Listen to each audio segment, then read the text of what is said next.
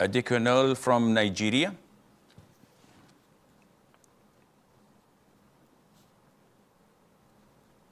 Assalamu Alaykum as-salam wa rahmatullah.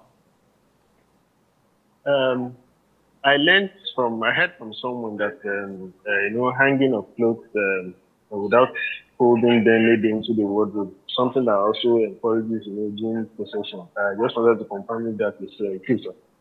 I have no idea what you're saying, Additional. What's wrong with your microphone today? Hello, can you hear me? I can hear you, but I could not distinguish a word from what you said, except I heard from someone, and that's it. Okay. Someone mentioned that hanging of clothes. Hanging of clothes. Okay. Yes, without folding them into the wardrobe.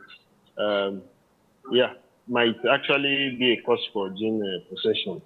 No, this is totally bogus and baseless. Otherwise, I would have been the first to have Jinn possession, because all of my clothes are hung all over the place. So this is totally bogus. Don't believe anything that people say without evidence from Quran or Sunnah.